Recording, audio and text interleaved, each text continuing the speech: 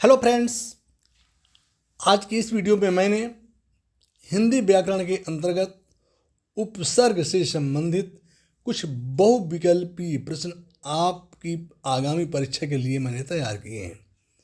दोस्तों, उपसर्ग हिंदी व्याकरण का एक महत्वपूर्ण अंग है और इसको अच्छे प्रकार से समझने के लिए इनकी परिभाषा को विशेष रूप से समझना चाहिए। तो आइए शुरू करते हैं। उपसर्ग की परिभाषा।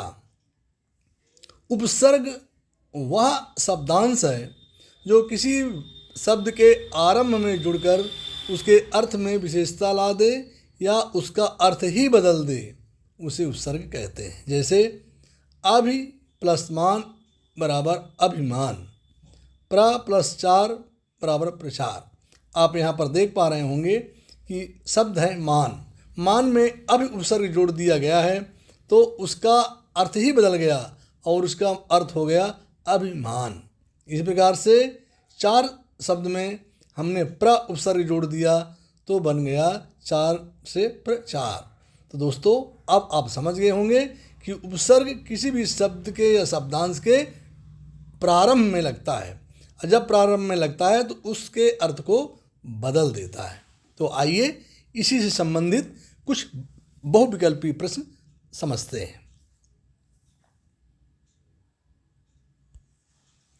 फर्स्ट है, बेईमान में कौन सा उपसर्ग है। वेरी वेरी इंपॉर्टेंट, क्योंकि यह शब्द कई बार परीक्षा में पूछा जाता है। तो बच्चों, आप देख पा रहे हैं बेईमान। बेईमान में एक शब्द है ईमान। ईमान में हमने बे जोड़ दिया तो शब्द बन गया बेईमान। इस प्रकार से ए बेईन, बी बेई, सी बे, डी इन, अर्थात आपका सही उत्तर है सी बे। बे को हमने जोड़ दिया तो बेईमान शब्द बन गया।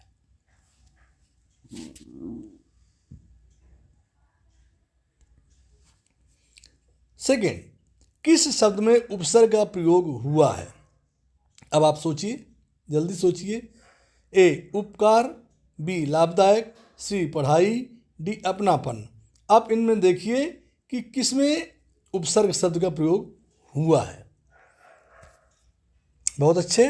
तो बच्चों, पहला ए उपकार। उपकार में उपसर्ग का प्रयोग हुआ है।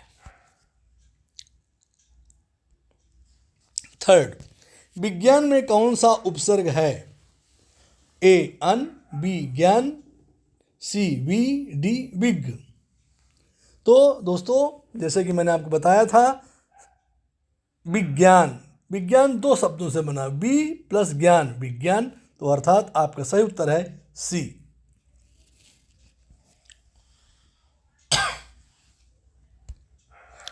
फोर, संस्कार में कौन सा उपसर्ग है।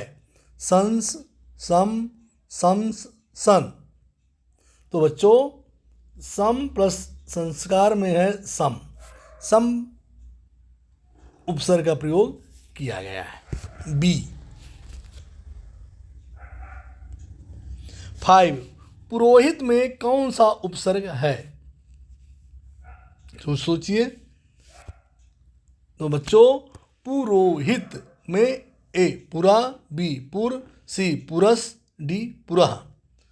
तो बच्चों, पुरोहित में पुरा उपसर्ग का प्रयोग किया गया है। आपका सही उत्तर है डी।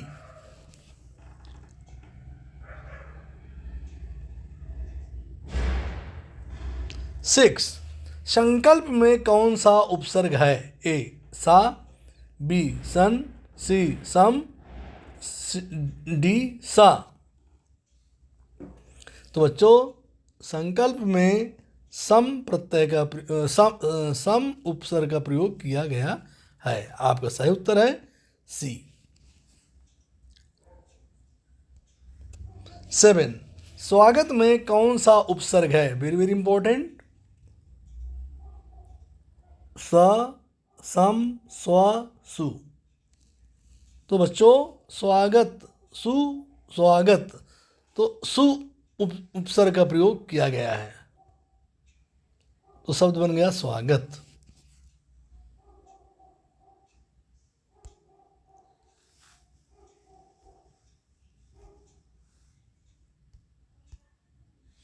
अध्यक्ष में कौन सा उपसर्ग है? अति, आ, अधि, अध। तो बच्चों अध्यक्ष में सोचिए, ए अधि, बी आ, सी अधि, डी अध। तो आपका सही उत्तर है सी अधि। अधि उपसर्ग का प्रयोग किया गया है। 9, प्रत्युपकार में कौन सा उपसर्ग है? ए प्रत, सी प्रत्यु, बी प्र, डी प्रति। तो बच्चों प्रति उपकार में कौन सा उपसर्ग है? इसका सही उत्तर है प्रति। 10, पर्यवेक्षक में उपसर्ग होगा। Very very important. परि, बी पर, सी परव, डी परयव। सोचिए। तो पर्यवेक्षक में उपसर्ग होगा परि।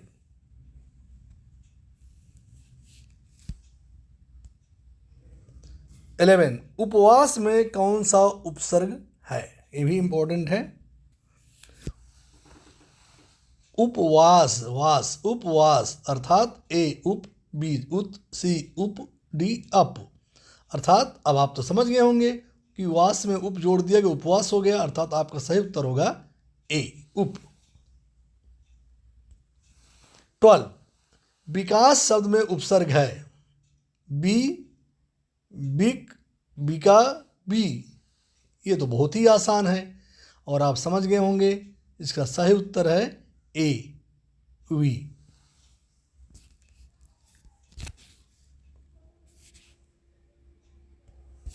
13, अतिरिक्त शब्द में उपसर्ग है। ए आ, बी अति, सी अतिरि, डी अतिरिक्त। तो बच्चों अतिरिक्त, अतिरिक्त, रिक्त शब्द सुने ना, उसमें अति प्रत्यय जोड़ दिया गया तो अतिरिक्त बन गया। तो आपका सही उत्तर होगा बी।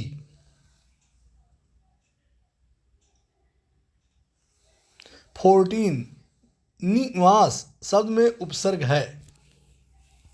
सोचिए।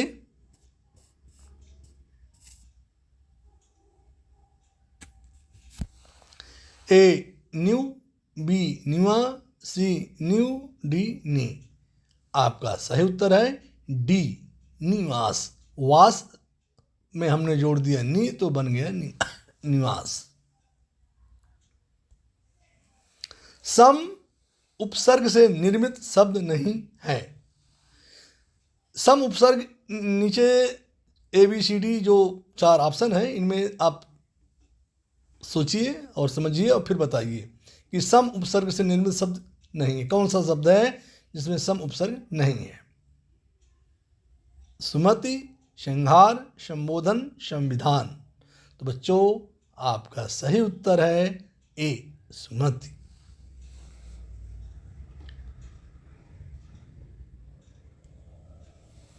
बच्चों सभी प्रश्नों के उत्तर यहाँ पर दिए गए हैं। आप पहले प्रारंभ से अंत तक प्रश्नों को पढ़ें, समझें। यदि किसी उत्तर में आपको समझ में नहीं आ रहा तो यहाँ पर आंसर दिया गया है, आप उससे मिलान कर सकते हैं।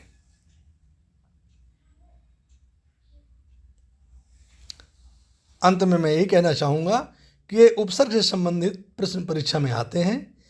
ये आपको समझाने और समझने के लिए मैंने प्रयास किया कि आप किस प्रकार से उपसर्ग का प्रयोग करते हैं और आप कैसे इनको पहचान सकते हैं। तो दोस्तों आप इनकी तैयारी अच्छी प्रकार से करें। निश्चित रूप से ये आपके आगामी परीक्षाओं के लिए बहुत ही उपयोगी सिद्ध होंगे। आज इतना ही। आप सभी को बहुत बहुत धन्यवाद।